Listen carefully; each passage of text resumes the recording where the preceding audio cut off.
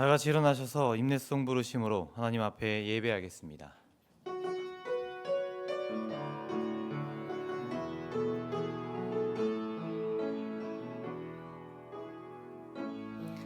하늘의 문을 여소서, 이곳을 주목하소서. 주를 향한 노래가 꺼지지 않으니 하늘을 열고 보소서. 이곳에 임재하소서. 주님을 기다립니다. 기도의 향기가 하늘에 닿으니 주여 임재하여 주소서. 이곳에 오셔서 이곳에 앉으소서. 이곳에서 드리는 예배를 받으소서. 주님의 이름만이 오직 주의 이름만 이곳에 있습니다.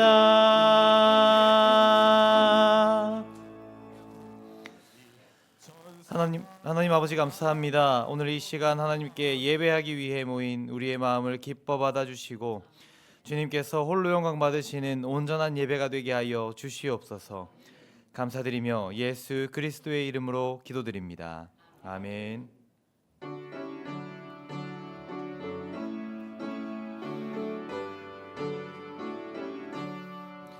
복의 근원 강림하사 찬송하게 하소서. 한량없이 자비하심 증량할 길 없도다. 천사들의 찬송가를 내게 가르치소서. 구속하신 그 사랑을 항상 찬송합니다. 주의 크신 도움받아 이때까지 왔으니 이와 같이 천국에도 이르기를 바라네. 하나님의 품을 떠나 죄에 빠진 우리를 예수 구원하시려고 보혈 흘려주셨네. 주의 귀한 은혜 받고 일생 빚진 자 되네. 주의 은혜 사슬 되사 나를 주께 매소서. 우리 마음은 연약하여 범죄하기 쉬우니 하나님이 받으시고 전국인을 치소서. 아멘.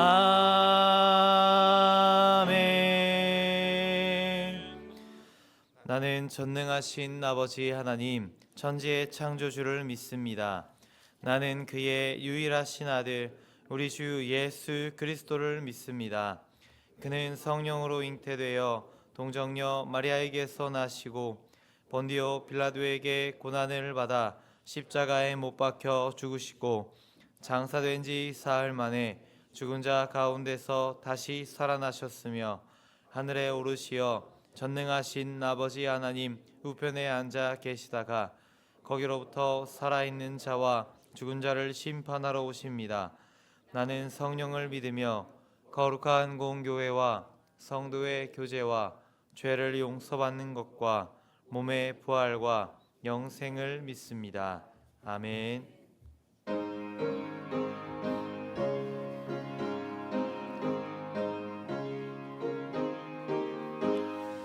구주 예수 의지함이 심히 기쁜 일일세.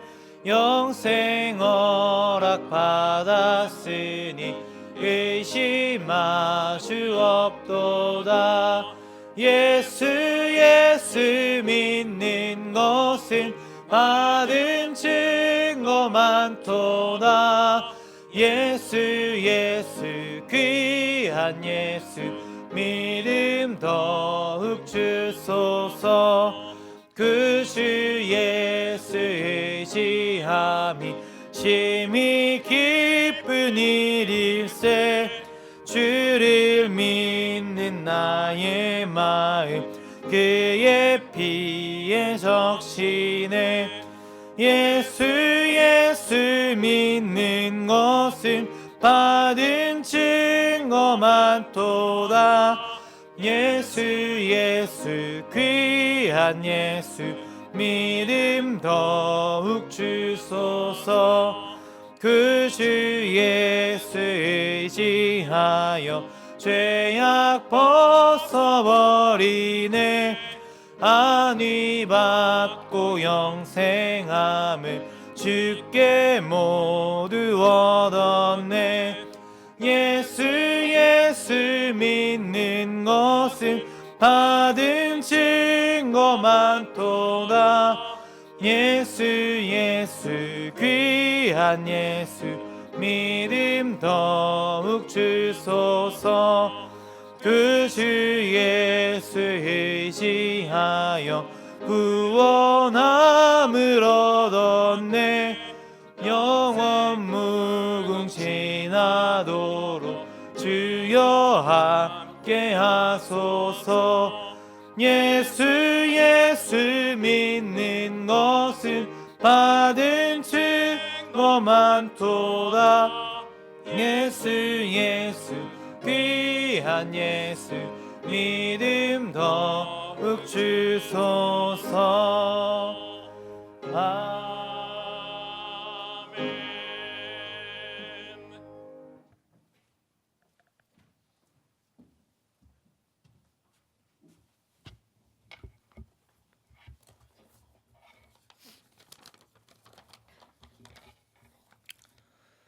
사랑과 은혜가 충만하신 아버지 하나님, 주님의 이름을 찬양합니다. 지난 한 주간도 우리를 지켜주시고 오늘도 이렇게 거룩한 주의 전에 나와서 예배드리게 하시니 감사드립니다. 지난 한 주간 주님의 뜻대로 살지 못했던 허물과 부족함을 고백하오니 십자가의 보혈로 정결케 하여 주시옵고, 주님이 임재하는 예배, 하나님께 영광 드리는 예배가 되기를 기도합니다. 이제 얼마 남지 않은 2025년도 끝나는 날까지 주님이 지켜주시옵고, 성령의 뜻대로 말씀대로 생활하는 후암백합교회의 성도들이 되게 하여 주시옵소서. 이 다음 주면 2026년을 위한 총회가 열리오니 주님께 귀한 일꾼들을 뽑아주시기를 간절히 바라옵나이다. 하나님, 이 나라를 위하여 기도합니다. 모든 나라의 일꾼들이 주님을 두려워하고 주님을 경외할 수 있는 현명한 나라의 일꾼이 될 수 있는 주님 지혜를 더하여 주시옵기를 간절히 기도드립니다. 이 시간 하나님을 대신하겠느냐는 말씀을 선포하실 때에 주님 말씀이 저희 심령에 못 박혀 생명의 양식이 되게 하시고, 말씀을 전하실 김선인 담임 목사님께 영육간의 강건함과 성령의 충만한 능력을 더하여 주시옵고, 말씀이 선포될 때 모든 성도들이 아멘으로 말씀의 가슴에 깊이 새기고 삶으로 살아가게 하여 주옵소서. 예배를 통해 온전한 회복과 은혜를 경험케 하시고 우리 교회가 세상의 빛과 소금의 역할을 감당하게 하옵소서. 이 자리에 참석하지 못하고 온라인으로 예배보는 성도들, 멀리 타국에서 또 군복무에 힘쓰는 형제들, 병석에 계신 성도들에게도 주님의 성령이 함께하여 주시옵기를 간절히 기도드립니다.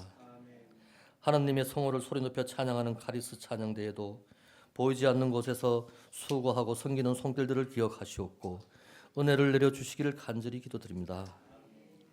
약할 때 강함 되시며 우리의 보배가 되시는 예수님 이름으로 기도드립니다. 아멘.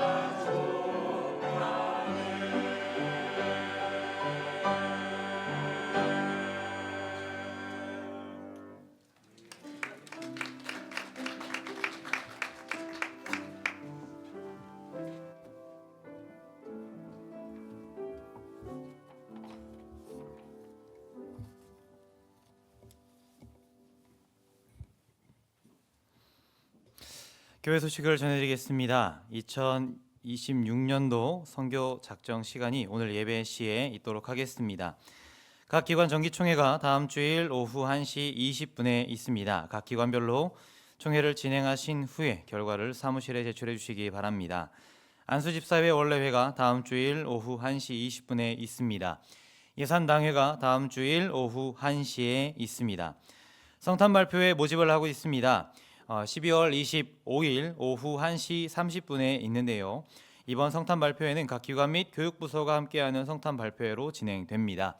추가로 참가하시기 원하시는 가정에서는 신청을 해주시기 바랍니다. 유호균 전도사님에게 해주시기 바랍니다. 후암동 교동협의회와 함께하는 성탄 예배가 오늘 오후 2시에 영주교회에서 있습니다. 후암동 교동협의회와 함께하는 사랑의 쌀 모금에 동참해 주시기 바랍니다. 오늘까지입니다. 오늘까지 마련된 헌금 봉투에 헌금해 주시기 바랍니다. 한가족 돕기 후원을 다음 주일까지 본당 뒤에 있는 신청란에 작성해 주시기 바랍니다. 매일 성경 큐티책 1, 2호 신청을 받고 있습니다. 다음 주일까지 사무실로 신청해 주시기 바랍니다. 후반기 감사 일정입니다. 제출 서류는 다음 주일까지 제출해 주시기 바랍니다. 제출 서류는 회계장부 통장 영수증철 교적부가 있습니다. 연말 정산 기부금 확인서 발급해 드리고 있습니다. 조은주 간사님께 요청해 주시면 되고요. 전자기부금 영수증 의무함에 따라 12월 28일까지 신청서를 제출해 주시지 않으실 경우에 발급이 불가합니다. 꼭 기간 내에 제출해 주시기 바랍니다. 12월 28일까지 제출해 주시기 바랍니다. 2026년도 달력이 나왔습니다. 예배 후에 받아가시기 바랍니다. 교회 소식은 여기까지입니다. 이 시간에는 2026년을 준비하며 선교 헌금 약정의 시간을 가지려고 합니다. 저희가 주보에 껴둔 2026년 선교 약정서가 있습니다. 저희 초록색 이 용지입니다. 주보에 있는 선교 약정서를 꺼내서 함께 보시면서 말씀을 드리도록 하겠습니다. 먼저 2025년 선교 보고하겠습니다. 선교 사업 부분에서 국내는 고산교회, 교동협의회 등 총 11곳에 2,016만 원을 후원하였으며 해외는 남아공, 우루과이, 러시아 등 총 10곳에 2,460만 원을 후원하였습니다. 기아대책 아동 결연을 통하여서는 총 3,492만 원을 후원하였습니다. 지역사회 봉사 부분에서 사랑의 쌀 후원은 300만 원, 그리고 한가족 결연 사업으로 16가정에 960만 원을 후원하였습니다. 성도님들의 참여와 기도에 감사드립니다. 이어서 2026년도에는 선교 사업 부분에서 올해와 동일하게 국내 교회 및 기관 총 11곳에 2,160만 원, 그리고 해외 선교 및 교회 후원 총 10곳에 2,460만 원, 그리고 기아 대책 아동 결연은 3,492만 원을 계획하고 있습니다. 지역사회 봉사 부분에서는 사랑의 쌀 300만 원, 한가족 결연 사업에 16가정 960만 원, 작은 교회 후원 600만 원을 계획하고 있습니다. 기도하시고 하나님 나라 확정을 위해 함께 힘써 주시는 우리 교회가 되기를 바라면서요. 마음이 있고 감동이 있으신 분들께서는 지금 약정서를 작성해 주시기 바랍니다. 펜이 필요하신 경우에 거수해 주시면 펜을 저희가 전달해 드리도록 하겠습니다. 그리고 또한 이 시간 이후에라도 기도하시다가 또 감동이 있으신 분들께서는 약정서를 작성하셔서 사무실이나 봉헌함에 제출해 주시기 바랍니다. 감사합니다. 이상으로 선교보고 및 약정을 마치도록 하겠습니다.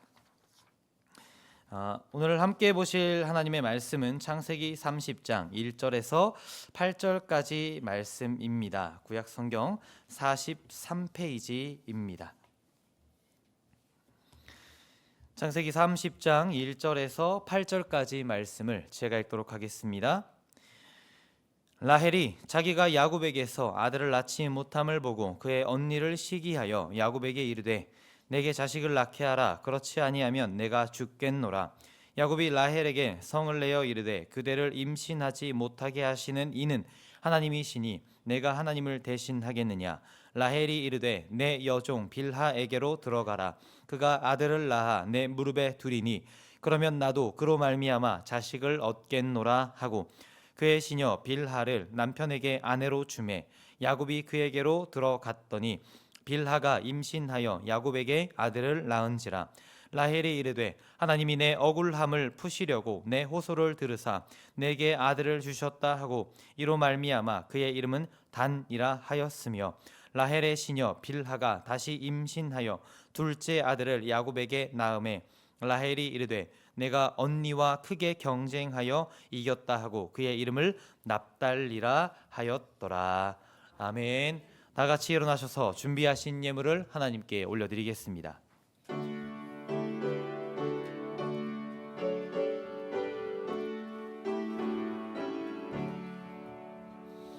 내게 있는 모든 것을 아낌없이 드리네. 사랑하고 의지하며 주만 따라 살리라. 주께 드리네. 주께 드리네. 사랑하는 그 주 앞에 모두 드리네.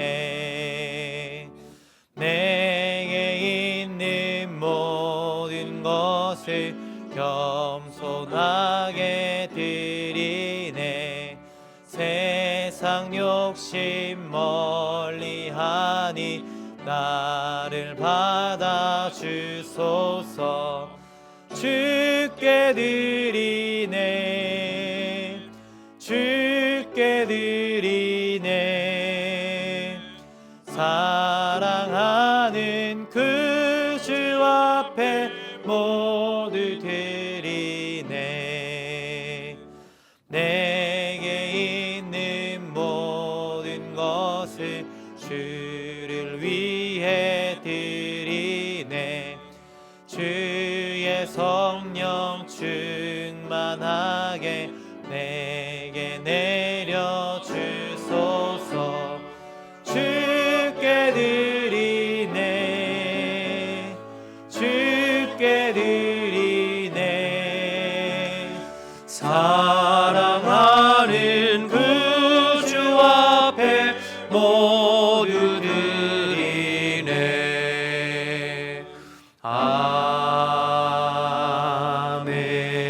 아멘.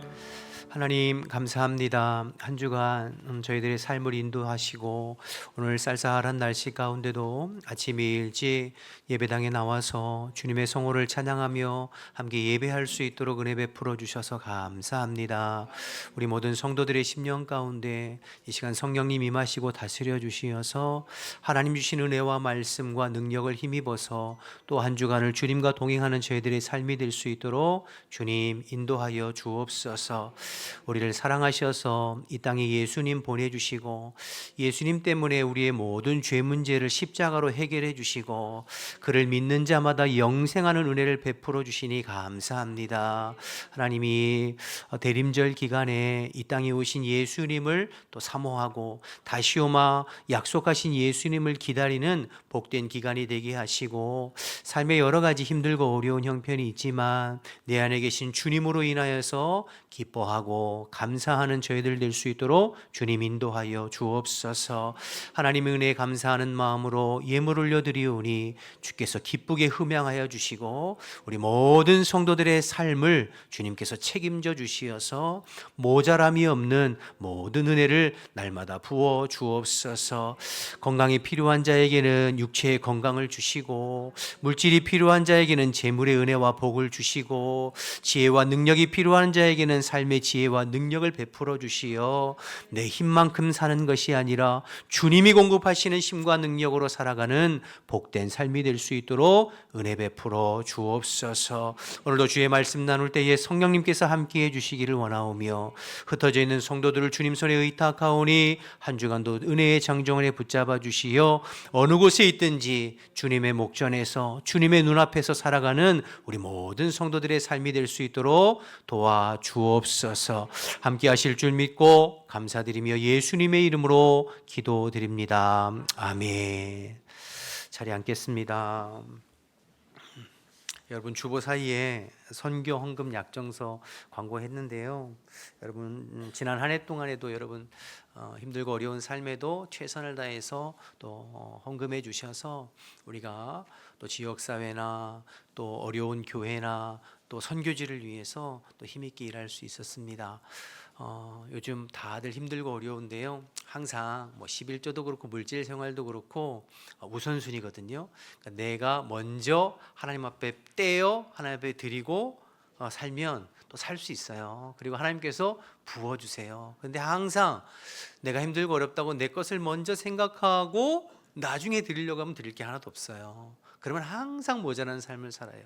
너희는 먼저 그의 나라와 그의 의를 구하라. 그리하면 이 모든 것들을 너희에게 더하시리라고 말씀하셨잖아요. 그러니까 기도하시면서 믿음으로 헌신하고 뒤에 보면 이제 내년에 우리 그 한가족 돕기 이제 작정하는 것도 뒤에 있는데 아직 공란이 많이 있더라고요.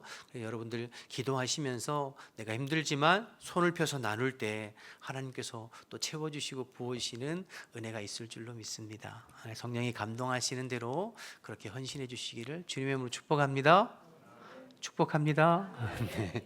옆에 있는 분들하고 인사하겠습니다. 주 안에서 평안하셨습니까?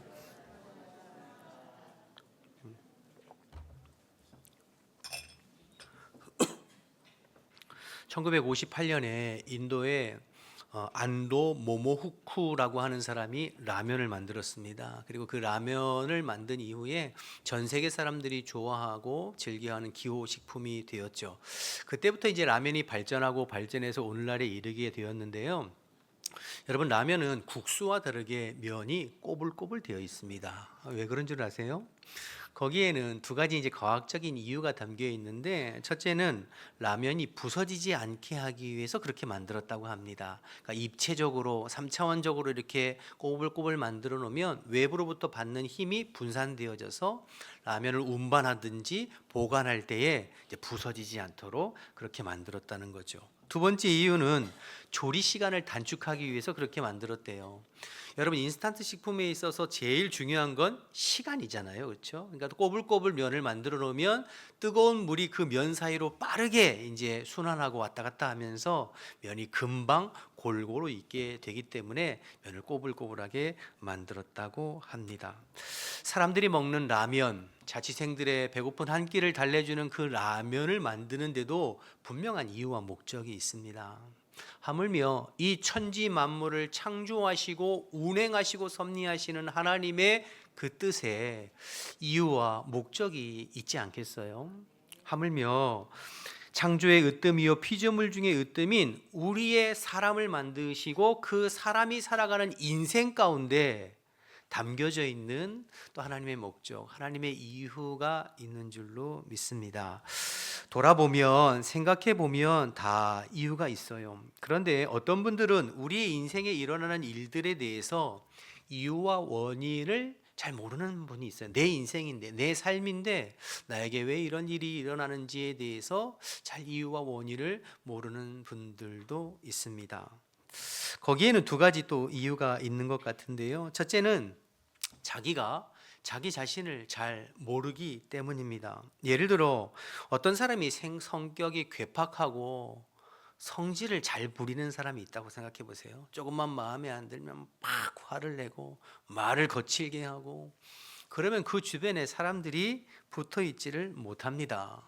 조금만 자기 마음에 안 들으면 불호령이 떨어질 것을 뻔히 알기 때문에 주변에 사람들이 없죠. 그런데 그가 자기 자신을 돌아보지 않으면 늘 불평합니다. 왜 내 주변에는 사람들이 없는지, 왜 내 주변에는 좋은 사람들이 곁에 있지 않은지 늘 불평하고 원망하게 되는 거죠. 문제는 자기 자신의 성격에 괴팍함과 모남에 있는데 자기를 돌아보지 않으니까 인생에 일어나는 일들에 대해서 이유와 원인을 찾지 못하는 겁니다. 두 번째, 상황을 객관적으로 입체적으로 보지 못하기 때문에 그렇습니다. 자기 눈만 가지고 자기 생각만 가지고 상황을 바라보기 때문에 제대로 알지 못하는 거죠. 타인의 눈으로 봐야 하고 가족들의 눈으로 봐야 하고 공동체의 식구들의 눈을 봐야 하고 더욱이 우리는 믿는 자들 아닙니까? 성도 아니에요? 그리스도인 아니에요? 그러면 하나님의 시선으로 하나님의 말씀으로 나를 돌아보고 나를 살펴봐야 합니다. 그러면 문제의 원인이 보입니다. 그런데 그걸 못하니까 늘 자기 중심으로만 생각하고 자기 중심으로만 문제를 바라보니까 문제를 일어나는데 원인을 찾지 못하고 원인을 찾지 못하니까 항상 똑같은 문제가 내 삶에 반복되는 것을 보게 됩니다. 여러분 어떻게 생각하세요? 오늘 우리가 읽은 본문은 야곱과 라헬에 관한 본문인데요. 야곱과 라헬에게 문제가 생겼습니다. 지금 두 부부 사이에 갈등이 있었어요. 그런데 이 두 사람은 그 문제의 원인을 제대로 알지 못하고 있어요. 오늘 말씀을 통해서 이 가정의 문제가 왜 일어나고 있고 원인이 무엇인지를 살펴봐서 저와 여러분의 삶에 일어나는 모든 문제들에 대한 원인들을 또 생각해 보는 그렇게 또 어떻게 해결할 수 있는지 생각해 보는 시간 되어지기를 원합니다. 먼저 오늘 말씀 바로 앞에 창세기 29장 마지막에 보면 그 라헬의 언니 레아에 관한 기록이 기록되어져 있는데요. 우리가 지난주에 살펴본 것처럼 여러분 레아는 아버지에게 사실은 이용당했어요. 야곱이 사랑하고 원하는 여인은 누구였죠? 동생 라헬이었어요. 그런데 아버지 라반이 야곱을 더 오래 붙들어 놓고 그를 일시켜 먹고 부려 먹으려고 언니 레아까지 야곱의 아내로 주면서 그를 붙잡아 놓은 것 아니에요. 그러니까 레아는 자기 의견과 상관없이 이제 야곱의 아내가 되는 거죠. 그것도 서러운데 아버지에게 그렇게 이용당하고 배신당한. 그런데 남편 야곱의 마음이 자기를 향하고 있지 않은 거예요. 그러니 여러분 여인으로서 얼마나 상처가 되고 마음이 힘들었겠어요. 그런데 하나님께서 그 레아의 마음과 심령과 삶을 지켜보셨어요. 그리고 레아를 위로하시는데 아들을 4명이나 낳게 하십니다. 여러분 당시 그 시대적인 문화, 사회적인 문화로 볼 때 아들은 여인에게 상급이고 자랑거리이거든요. 그래서 그 아들을 통해서 레아를 위로하시는 모습이 앞에 나오죠. 자, 그런데 3명의 아들을 낳아도 레아의 마음은 계속 고통스럽습니다. 마음이 힘듭니다. 왜냐하면 남편 야곱이 레아를 사랑하지 않고 레아에게 마음이 없거든요. 이 부분을 먼저 좀 볼까요? 앞에 29장 31절 32절부터 좀 보겠습니다. 여호와께서 레아가 사랑받지 못함을 보시고 야곱에게요 사랑받지 못함을 보시고 그의 태를 여섰으나 라헬은 자녀가 없었더라. 레아가 임신하여 아들을 낳고 그 이름을 루벤이라 하여 이르되 여호와께서 나의 괴로움을 돌보셨으니 이제는 내 남편이 나를 사랑하리로다 하였더라. 첫째 아들 루벤을 낳고는 레아가 이르되 이제 내가 그에게 아들을 낳아 주었으니 그가 나를 사랑할 것이다. 그렇게 기대했어요. 그러나 그녀의 기대와는 다르게 야곱은 여전히 라헬에게 마음이 있지 레아에게 마음이 없었습니다. 계속 보실까요? 33, 34절. 그가 다시 임신하여 아들을 낳고 이르되 여호와께서 내가 사랑받지 못함을 들으셨으므로 내게 이 아들도 주셨다 하고 그의 이름을 시몬이라 하였으며 그가 또 임신하여 아들을 낳고 이르되 내가 그에게 새 아들을 낳았으니 내 남편이 지금부터 나와 연합하리로다 하고 그의 이름을 레위라 하였으며 아들 셋을 낳을 때까지 레아의 마음은 누구를 갈망하고 있어요? 야곱을 갈망하고 있어요. 남편. 이제는 남편이 나를 사랑하겠지. 이제는 남편의 마음이 나를 향하겠지. 그러나 레아의 갈망에도 불구하고 야곱의 마음은 항상 라헬을 향합니다. 그래서 마음이 힘들고 괴롭고 어렵습니다. 그런데 이런 레아가 네 번째 아들 유다를 낳고 마음이 달라졌어요. 우리 35절 말씀을 좀 보실까요? 함께 읽습니다. 시작. 그가 또 임신하여 아들을 낳고 이르되 내가 이제는 여호와를 찬송하리로다 하고 이로 말미암아 그가 그의 이름을 유다라 하였고 그의 출산이 멈추었더라. 유다를 낳았을 때 비로소 레아의 시선이 옮겨지는데요. 지금까지 끊임없이 남편, 사람을 향했던 시선이 누구에게로요? 하나님께로 옮겨지죠. 그래서 이제 내가 여호와로 인하여 찬양하고 기뻐하고 내 삶의 안정감이 사람이 아니라 남편이 아니라 주님께 있고 하나님께 있습니다 라고 고백하는 모습으로 변하게 됐죠. 이제 그럴 때 그의 임신이 그쳤다. 이렇게 이제 이야기하고 있는 거죠. 인생에 고통이 있었는데, 어려움이 있었는데, 아픔이 있었는데 레아는 그 과정을 통해서 그의 시선이 사람을 향하는 것에서 하나님을 향하는 것으로 옮겨지게 됩니다. 그만큼 그의 믿음이 그 고통과 시련을 통해서 성장하고 성숙했다는 거죠. 여러분, 하나님은 혼자 고통받고 외로워하는 레아를 돌아보셨어요. 그리고 그에게 아들들을 주셔서 그의 마음을 위로하시고 그에게 상급이 되게 하시고 많은 사람들에게도 인정받는 삶을 복을 허락해 주셨어요. 그러나 사실 그 고통 속에서 레아가 받은 최고의 복은 무엇일까요? 그건 그의 마음과 시선이 남편과 사람을 향했던 것에서 벗어나 이제 하나님만을 온전히 바라고 하나님께 안정감을 둘 수 있는 믿음과 신앙으로 성장하고 성숙했다는 것이 더 중요한 거죠. 고통을 통해서. 자, 그런데 문제는 동생 라헬입니다. 레아에 반해서 라헬은 어떻게 지냈습니까? 동생 라헬은 언니와의 경쟁에서 승자 독식을 한 여인이 라헬입니다. 그 언니 레아가 그렇게 원하였던 그 남편 야곱의 사랑을 혼자 독차지하고 있던 여인이 라헬이에요. 그런데 그 라헬에게도 딱 한 가지 부족한 것이 있었는데 그것이 오늘 본문 1절입니다. 1절 보실까요? 함께 읽습니다. 시작. 라헬이 자기가 야곱에게서 아들을 낳지 못함을 보고 그의 언니를 시기하여 야곱에게 이르되 내게 자식을 낳게 하라. 그렇지 아니하면 내가 죽겠노라. 여러분, 충격적인 말하면 내가 죽겠노라. 죽고 싶단 말이에요. 이렇게 과격하고 거친 말을 합니다. 그러니까 지금 이 말을 보면 라헬은 전혀 행복하지 않습니다. 죽고 싶습니다. 여러분, 무엇이 이 라헬을 이렇게 죽고 싶게 만들었을까? 아마도 라헬은 완벽한 인생을 꿈꾸었던 것 같습니다. 앞에 창세기 29장 17절에 보면 레아와 라헬을 비교하면서 뭐라고 얘기하냐면 레아, 언니 레아는 시력이 약하고 라헬은 곱고 아리따웠다 이렇게 이제 기록하고 있거든요. 라헬은 외모가 아름다웠어요. 어릴 적부터 무척 이뻤습니다. 그러니 주변의 사람들이 어떻게 얘기했겠어요? 야, 라헬 너는 어쩜 그렇게 예쁘니? 예쁜 사람들은 자기가 예쁜 거를 압니다. 그러니까 자기의 외모가 자랑이 되는 거죠.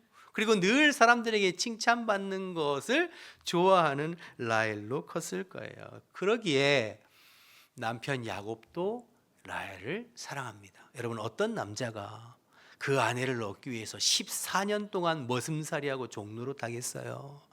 그런데 야곱은 라헬을 얻기 위해 14년 동안 종노릇하면서도 그 14년이 수일처럼 여겨졌다고 그랬잖아요. 그러니까 그만큼 라헬을 사랑하고 좋아했어요. 그러니 라헬은 지금까지 주변의 사람들로부터 부러움과 사랑을 독차지하면서 살았던 여인이 라헬이에요. 그런데 그에게 딱 한 가지가 부족한 것이 있는데 자식이 없다는, 아들이 없다는 그런 것이죠. 라헬은 그것 때문에 죽고 싶다고 생각합니다. 죽겠다고 생각해요. 내게 부족한 한 가지 때문에 내 인생 전체를 부정하고 불평하고 원망하고 있습니다. 아마도 라헬은 그렇게 생각했을 거예요. 내 품에는 자녀들을 품에 안고 내 뒤에 배경에는 남편이 든든히 있어서 나를 사랑해주고 뛰어난 외모로 모든 사람들에게 칭찬받고 부러움이 대상이 되는 그러한 삶을 살고 싶었고 그렇게 살아야 된다고 생각했을 거예요. 근데 한 가지 안 되는 게 있어요. 아무리 힘을 써도 자식이 없는 그 한 가지가 안 되는 거죠. 말씀드렸지만 이때 당시의 문화를 보면 결혼한 여인이 자식을 낳지 못하는 건 굉장히 수치스럽고 부끄러운 일로 여겨졌던 시대입니다. 지금과는 다르죠. 이것이 라헬의 심각한 문제요 고민입니다. 그것 때문에 지금 라헬은 죽고 싶습니다. 자, 그런데요, 여러분, 이렇게 되면 지금까지 그의 삶에 베풀어 주신 하나님의 은혜는 뭐가 되는 거죠? 지금까지 라헬의 삶에 하나님의 베풀어 주신 은혜가 많잖아요. 뛰어난 외모를 주시고 많은 사람들에게 예쁨 받고 칭찬받고 야곱의 사랑을 독차지하는 그런 하나님의 은혜가 있잖아요. 그런데 그 하나님의 은혜는 지금 뭐가 되는 거예요? 이건 신앙인의 자세라고 할 수 없죠. 내게 부족한 한 가지로 내가 지금까지 베풀어 주신 하나님의 모든 은혜에 대해서는 감사하지 않고 내게 없는 그 한 가지 때문에 죽고 싶다. 이렇게 불평하고 원망하는 라헬이 신앙인의 태도는 아니죠.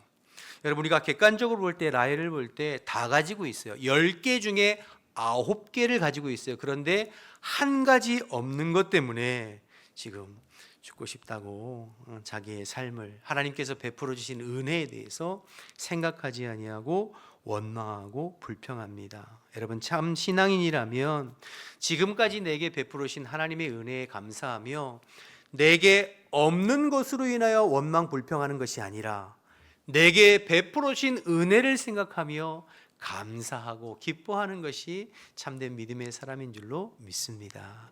더 나아가서 진짜 하나님의 사람은 내게 모자란 그 한 가지, 내게 결여되고 내게 결핍되어진 한두 가지, 그것마저도 오히려 하나님의 은혜가 됨을 고백할 수 있어야 합니다.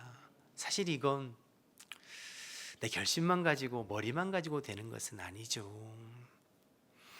내 삶을 뒤돌아보면서 베풀어 주신 하나님의 은혜, 또 성경의 모든 인물들의 말씀을 통하여서 이제 깨닫게 되면 내 모든 삶이 하나님의 은혜가 넘쳤구나. 오히려 내게 없는 그 한두 가지, 내게 결핍된 그것이, 내게 모자란 그것이 오히려 하나님의 은혜였구라는 것을 깨닫게 될 때 비로소 그렇게 고백할 수 있게 되는 것 아니겠습니까?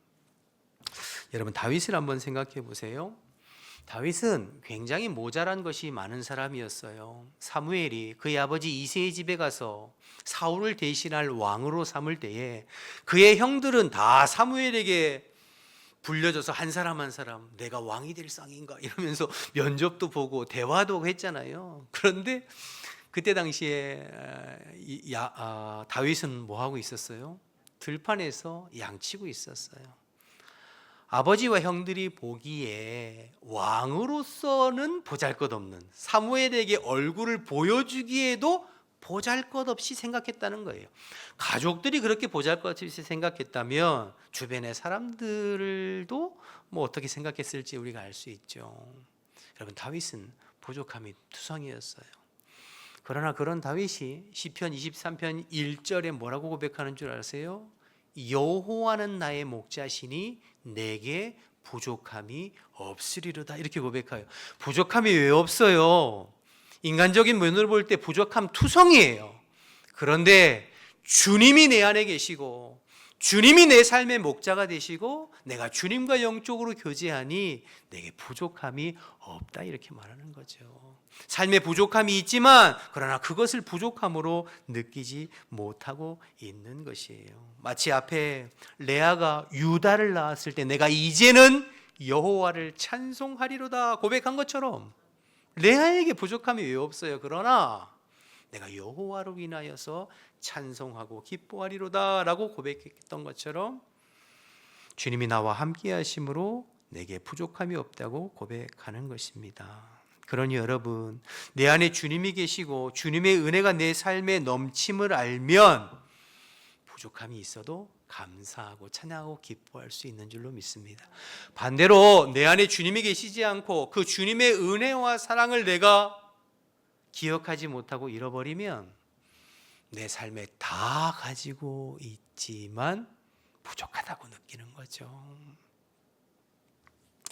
여러분, 다윗을 다시 한번 생각해 볼까요? 다윗이 나중에 진짜로 부족함이 없는 삶을 살게 됐어요. 통일 이스라엘의 왕이 됩니다. 여러분, 왕이 돼서 왕궁에서 사는데 뭐가 부족하겠어요? 모든 것을 가지고 누리게 되었죠. 그런데 아이러니하게도 오히려 그때 다윗은 부족함을 느낍니다. 그리고 남편이 있는 여인을 취하여 자기 욕심을 채우려고 하죠. 부족한 것이 없는데 그런데 부족하다고 느끼는 거예요. 여러분, 우리 모든 사람들이 보기에 부족한 것이 없는데 부족함을 느끼는 거예요. 왜 그럴까요?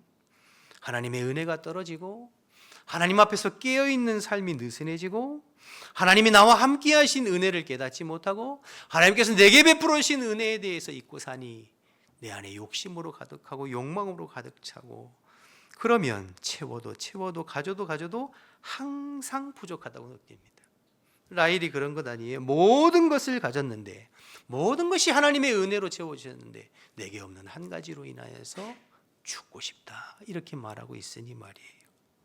그 빈자리에 주님이 계시고 하나님의 은혜가 넘치면 한두 가지 부족해도 아니 더 많이 부족해도 우리는 주님으로 인하여 감사하고 주님께서 베풀으신 은혜로 인하여서 찬송하고 기뻐할 수 있게 되는 줄로 믿습니다. 그러나 내 안에 주님이 계시지 아니하고 그 주님의 은혜를 망각하고 잊어버리고 살면 내가 다 가지고 있어도 부족하다고 느끼는 거예요. 좀 더 생각해 볼까요? 다윗의 아들이 누구죠? 다윗의 아들이 누구예요? 솔로몬이죠. 여러분, 솔로몬을 생각해 보세요. 솔로몬은 역대급으로 완벽하게 모든 것을 가진 사람이에요. 아버지 다윗이 물려준 재물이 차고 넘칩니다. 그리고 이스라엘의 왕들 중에 가장 넓은 영토를 차지했고 하나님께서 그에게 지혜를 주셨어요. 모든 것이 차고 넘치고 부족함이 없는 사람이 솔로몬이었어요. 그런데 부족함을 느껴요. 이방의 공주들을 취하기 시작합니다. 한두 명이 아니에요. 처첩이 1000명이나 됐다고 그랬어요. 모든 것을 가지고 있지만 그 안에 하나님이 계시지 않으니 부족하다고 느끼고 더 많은 것을 취하고 채우려고 하지만 여전히 부족함을 느끼죠. 솔로몬이 마지막에 죽기 전에 하나님 앞에 가까울 날이 되었을 때에 그의 인생을 돌아보면서 뭐라고 고백하는 줄 아세요? 헛되니 모든 것이 헛되도다. 하나님 없이 내가 채우려고 했고 가지려고 했던 모든 것이 헛되다 이렇게 고백하고 있습니다. 여러분, 여러분의 마음은 어떻습니까? 여러분의 중심과 마음은 무엇으로 채워져 계신가요? 내 마음에 그리스도로 충만하고 내 안에 주님의 은혜로 충만하면 내 삶에 한두 가지 없는 것으로 불평하고 원망하는 것이 아니라 그것이 오히려 나에게 은혜임을 알고 하나님께 감사하고 기뻐하고 자족하는 삶을 살게 되는 줄로 믿습니다. 그러나 내 안에 그리스도로 충만하지 아니하고 하나님의 은혜를 잊어버리고 망각하며 항상 있는데도 죽고 싶은 거예요. 여러분, 사도 바울이 고린도후서 4장 7절에 이렇게 고백합니다. 함께 읽어볼까요? 고린도후서 4장 7절 함께 읽습니다. 시작. 우리가 이 보배를 질그릇에 가졌으니 이는 심히 큰 능력은 하나님께 있고 우리에게 있지 아니함을 알게 하려 하며. 여러분, 질그릇은 저와 여러분 우리 자신입니다. 질그릇은 부족함이 많아요. 질그릇은 다른 금그릇이나 은그릇에 비해서 부족함이 많아요.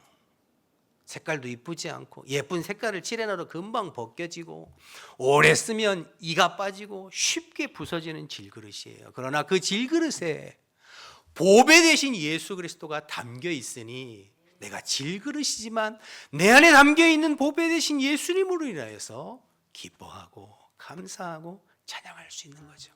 내가 아무리 금그릇 아니 다이아몬드 그릇이라고 할지라도 내 안에 그리스도가 담겨 있지 않으면 항상 부족하고 항상 원망하고 항상 죽고 싶은 것입니다. 여러분, 이게 성도의 능력이요 성도의 기쁨은 아니겠어요? 그래서 사도 바울이 이어서 뭐라고 고백하는지 고린도서 4장 8절 9절 이어서 보실까요?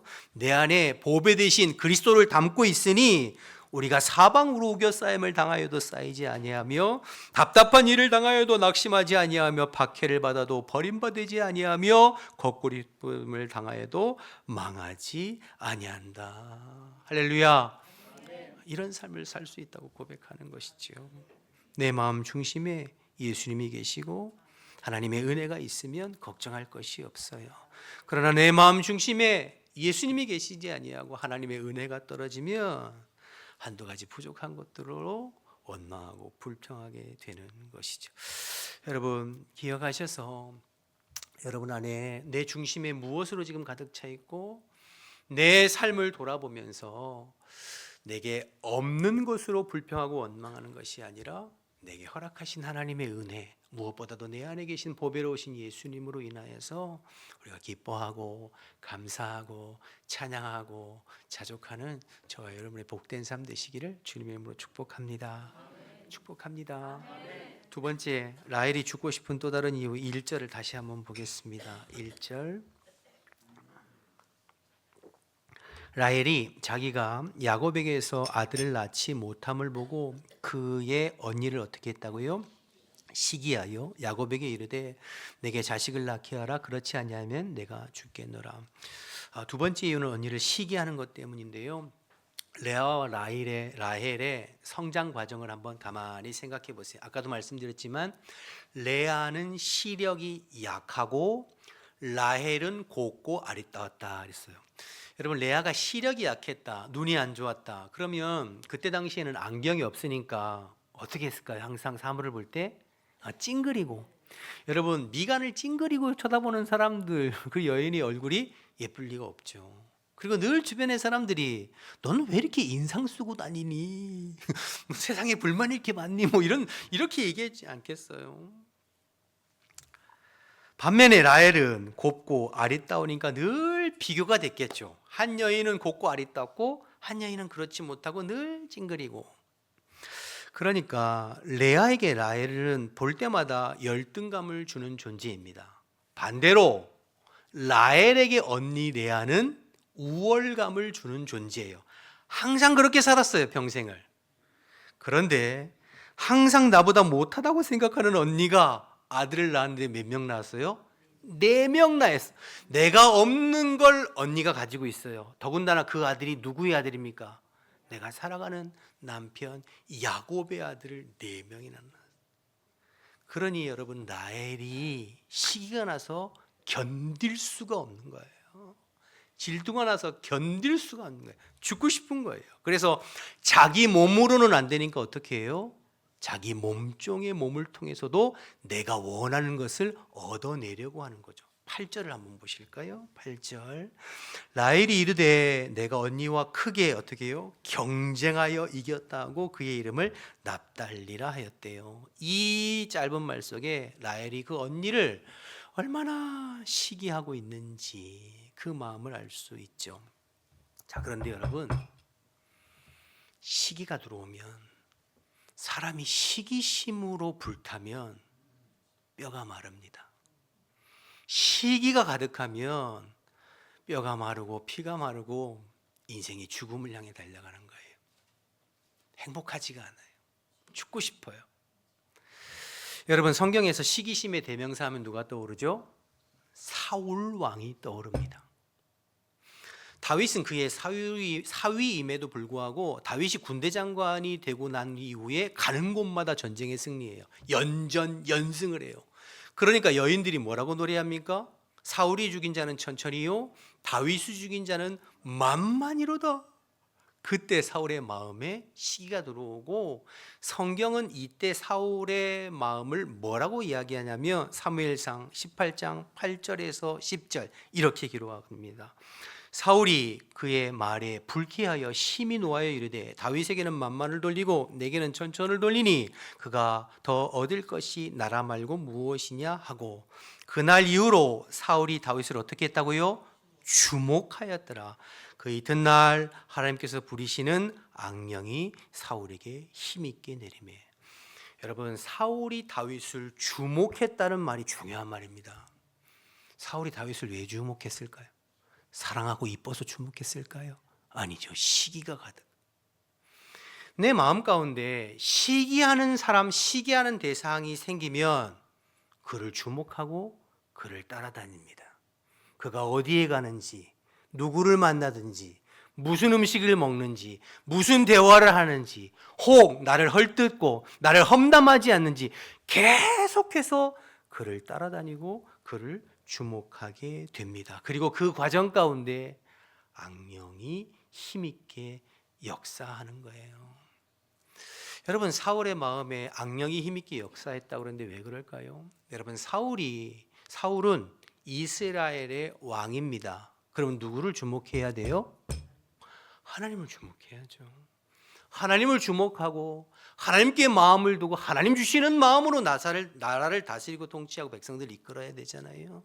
그런데 하나님을 주목해야 할 사울이 하나님을 주목하지 아니하고 시기의 대상을 두고 그를 주목하고 그를 따라다니는 거예요. 그럴 때 악한 영이 그의 마음을 틈타서 계속해서 그의 심령이 썩고 그의 심령이 병들고, 그리고는 결국에는 죽고 싶게 되는 거죠. 여러분, 항상 마귀는 이런 방식으로 우리의 마음을 틈탑니다. 나를 누군가 비교하게 만들고, 누군가 시기하고, 누군가 미워하고, 우리의 눈이 계속 그를 주목하고 따라다니게 만듭니다. 그러면 계속해서 분노가 쌓이고 그 사람에 대해서 은근히 나쁜 말을 흘리게 되고, 없는 말 만들고, 험담하고, 뒷담화하고, 깎아내리고, 그럴 때 마귀가 틈타서 그의 영혼이 병들어가고 시들어가는 거예요. 여러분, 사울은 평생 다윗 하나 주목하고 그를 쫓아다니면서 인생을 다 허비했어요. 남은 인생을. 여러분, 왜 그렇게 살아야 돼요? 여러분, 저와 여러분의 인생은 무한한 인생이 아니라 제한적인 인생이잖아요. 그 짧은 인생, 사랑하고 기뻐하고 섬겨주고 함께 주의 일을 하기에도 부족한 시간인데, 남을 시기하면서 그 사람을 주목하고 미워하고 험담하고 깎아내리고 어떻게 해서든지 찍어내리려고 하는, 그렇게 해서 인생을 허비하면 그게 얼마나 불행하고 누구 손해예요? 자기 자신, 자기 영이 병들고 기쁨이 없는 거죠. 그래서 여러분, 신앙생활 오래 해도 이런 사람에게는 기쁨이 없어요. 어디 가든지 마음에 안 드는 사람 투성이에요. 집 안에 있어도 마음에 안 들고, 집 밖에 가도 마음에 안 들고, 교회에 가도 마음에 안 들고, 회사에 안 들고, 계속 마음에 안 드는 사람 투성이에요. 그러니 여러분, 피곤한 인생을 살아가는 거죠.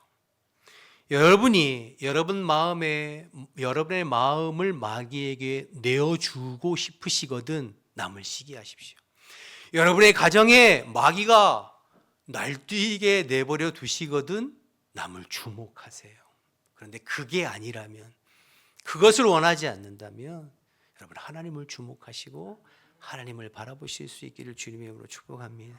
그 시간에 하나님을 바라보고, 그 시간에 하나님의 말씀을 읽고, 그 시간에 하나님 앞에 엎드려 하나님의 은혜를 구하고, 주님 앞에서 나를 발견하고 주님의 시선으로 나를 바라볼 수 있는 복된 여러분 되시기를 주님의 이름으로 축복합니다. 그렇지 않으면 사울처럼 라헬처럼 모든 것을 가졌음에도 불구하고 시기심으로 인생이 죽고 싶고 불행하게 된다는 것을 기억하시고, 저와 여러분이 주님을 바라보고 주님 앞에서 나를 바라보는 그 건강한 내면을 가지고 주님 앞에 쓰임 받는 복된 삶 되시기를 주님의 이름으로 축복합니다. 마지막으로 라헬의 말에 야곱의 대답을 좀 확인하고 마무리하기를 원하는데요. 2절 한번 보실까요? 2절. 야곱이 라헬에게 성을 내어 이르되 그대를 임신하지 못하게 하는 이는 하나님이시니 내가 하나님을 대신하겠느냐. 여러분, 누가 누구에게 성질을 냈다고요? 야곱이 라헬에게 성질을 냈대요. 여러분, 그 라헬을 어떻게 해서 얻었는데요? 14년을 내가 헌신해서 그 여인 하나 얻기를 위해서 그렇게 열렬히 사랑하고 열정적으로 사랑해서 얻은 부인인데 대화 몇 마디 하다가 성질을 내. 이 불같이 화를 냈다는 뜻이거든요. 여러분, 그러니 하나님 없는 우리의 인간의 사랑, 열심, 열정이 얼마나 보잘것없고 작은 일에도 무너지고 허물어질 수 있다는 것을 깨닫게 되는 것이죠. 우리 속에 하나님 계시지 않으면 인간의 사랑은 시간이 지나갈수록 식어버리고 사그라들고 얼마든지 증오와 미움으로 바뀔 수 있는 것을 알게 됩니다. 야곱이 나쁜 사람이어서가 아니에요. 우리 한계죠. 자, 그런데 야곱이 라헬하고 부부싸움하면서 야곱이 했던 말이 중요한 거예요. 내가 하나님을 대신하겠느냐. 사실 이게 정답이거든요. 이 가정의 모든 문제의 원인이 이유가 여기에 있어요. 내가 하나님을 대신하겠느냐. 이게 정답이에요. 그런데 야곱은 자기 힘으로 정답을 이야기는 했지만 그는 그렇게 살지는 못했어요. 여러분, 우리의 인간이 어떻게 하나님을 대신할 수 있습니까? 내가 어떻게 하나님의 자리를 대신할 수 있어요? 불가능해요. 그런데 야곱은 지금까지 어떻게 살았죠? 그는 하나님을 대신하는 삶을 살았어요. 그는 하나님의 자리에 올라서 자기 힘으로, 자기 재주로, 자기 머리로, 자기 수완으로 얻고 쟁취하고 뺏으면서 살았어요. 14년을 내가 뼈 빠지게 일하고 노력해서 내가 아내를 얻으면 행복할 것으로 생각했어요. 내가 내 능력으로, 내 머리로 형을 속이고 아버지를 속이고 축복권을 얻으면 될 것이라고 생각했어요. 그런데 그러면 되던가요? 아니요. 내 노력으로, 내 힘으로 안 되는 게 있는 겁니다. 그런데 오늘 본문에 야곱도 라헬도 그 부분에 대해서 깨닫지 못하고 여전히 자기 수단, 여전히 자기 머리, 여전히 자기 인간적인 방법으로 문제를 해결하려고 애쓰고 있어요. 3절 4절 끝으로 보실까요? 라헬이 이르되 내 종 비라에게로 들어가라. 그가 아들을 낳아 내 무릎에 두리니 그러면 나도 그로 말미암아 자식을 얻겠노라 하고 그의 시녀 비라를 남편에게 아내로 주매 야곱이 그에게로 들어갔더니. 여러분, 이 모습 누구를 딱 닮았어요? 보면 기억나는 사람 있죠? 하나님의 약속을 기다리지 못하고 하갈을 통해서 이스마엘을 낳았던 아브라함과 사라의 모습을 꼭 닮았죠. 입으로는 내가 어떻게 하나님을 대신하겠느냐 고백하고 있지만 그러나 그의 삶은 내가 하나님의 자리에 올라서 내 힘으로, 내 수단으로, 내 인간적인 방법으로 내가 원하는 것을 얻어내려고 하는 그 수준에 여전히 머물러 있는 거죠. 자, 그러니 여러분, 큰 그림으로 보면 지금 하나님은 야곱의 삶을 연단하고 훈련하고 계시거든요. 그런데 아직도 야곱은 멀었어요. 나중에 약복 강가에서 그의 환도뼈가 부러지고 야곱이 이스라엘로 변화되어 이제는 온전히 하나님만 의지하는 삶을 살겠습니다라고 고백할 그때까지 아직도 야곱은 입으로는 하나님의 은혜와 입으로는 내가 어떻게 하나님을 대신하겠느냐라고 고백은 하지만 그의 삶은 여전히 세상적인 방법, 여전히 인간적인 방법, 여전히 자기 머리 수단을 의지하고 하나님께 엎드리지 않는 모습을 보게 됩니다. 여러분, 예수님께서 이런 사람들에 대해서 마태복음 7장 20절 21절에 이렇게 말씀하셨는데요.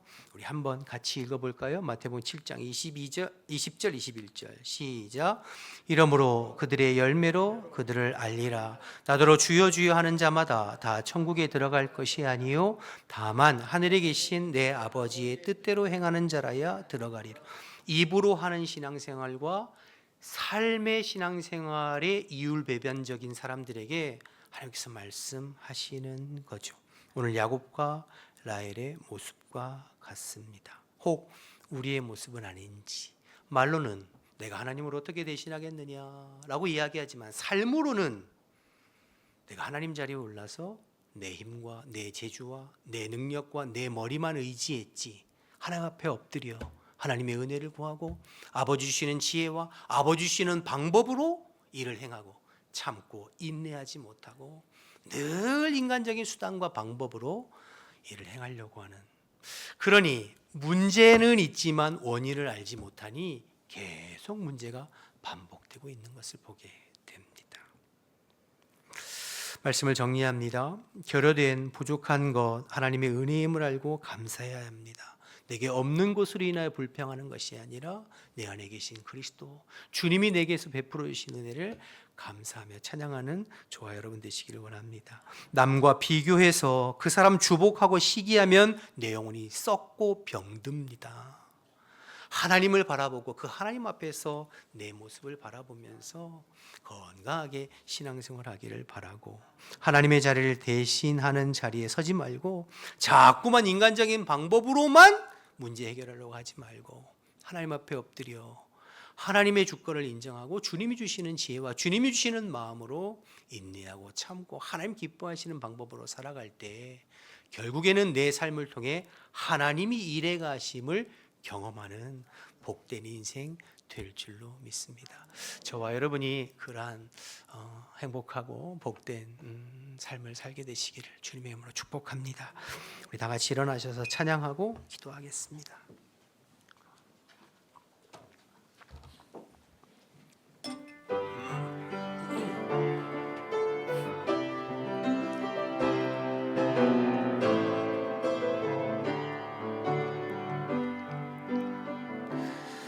주가 보이신 생명의 길, 나 주님과 함께 상한 마음을 들이며 주님 앞에 나가리. 나의 의로움이 되신 주, 그 이름 예수, 나의 길이 되신 이름 예수. 나의 길 오직 그가 하시나니, 나를 단련하신 후에 내가 정금같이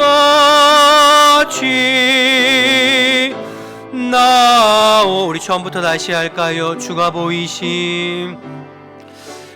보이신 생명의 길, 나 주님과 함께 상한 마음을 들이며 주님 앞에 나가리. 나의 의로움이 되신 주, 그 이름 예수, 나의 길이 되신 이름 예수.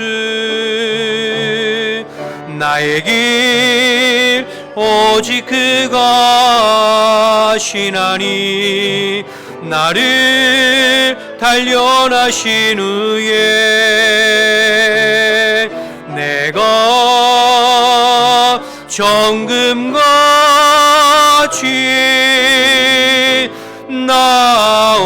나의 길 오직 주님이 하시나니, 나의 길 오직 그가 하시나니, 나를 단련하신 후에 내가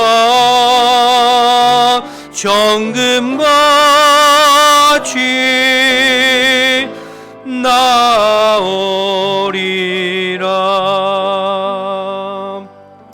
우리 함께 기도하길 원합니다. 주신 말씀 생각하면서 하나님, 내 안에 라헬과 같은, 야곱과 같은 연약함이 있습니다.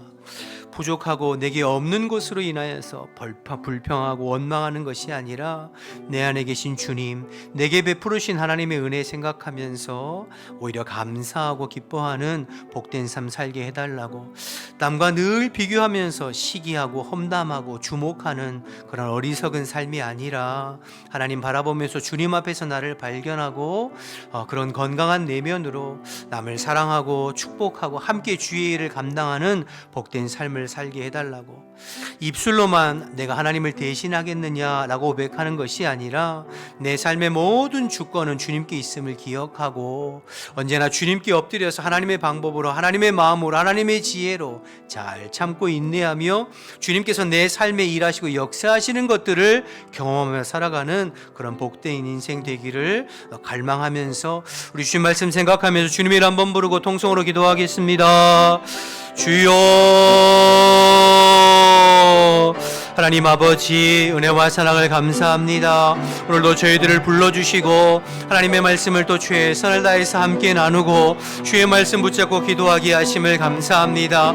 내 삶을 지금까지 인도하신 분이 주님이시요, 오늘도 내 삶을 바라보고 계시고 내 삶을 선하게 인도해 가시는 주님을 믿음으로 바라봅니다. 하나님 아버지, 내게 없는 것으로 인하여서 불평하고 원망하는 것이 아니라 내 안에 계신 그리스도로 인하여서 자족하고 내 안에 계신 그리스도로 인하여서 기뻐하고, 실그릇과 같은 나를 통하여서 하나님 그리스도가 내 안에 계시고 나를 통해서 일해 가시는 주님의 그 은혜로 말미암아 기뻐하고 감사하고 찬양하고 자족하는 복된 삶을 살아가는 죄들 될 수 있도록 하나님 인도하여 주옵소서.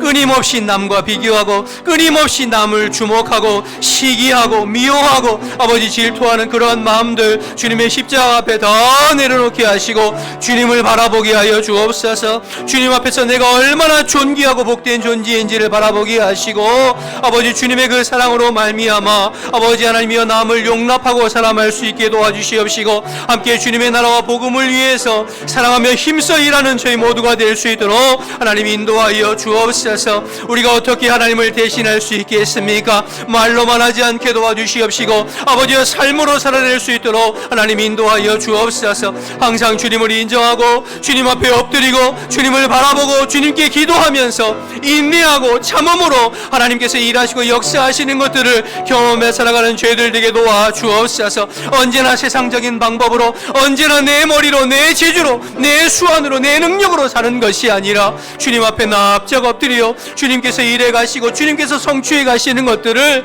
믿음으로 바라보며 참고 인내하는 믿음의 사람 되어질 수 있도록 하나님 인도하여 주옵소서. 오늘도 말씀하여 주셨사오니 주의 말씀에 믿음으로 반응하게 하시고 하나님의 말씀이 우리의 심령에 잘 박힌 목과 같이 새겨질 수 있도록 하나님 도와주시고 역사하여 주시옵소서. 감사합니다. 주님, 하나님 감사합니다. 오늘도 저희들에게 말씀해 주셔서 감사합니다.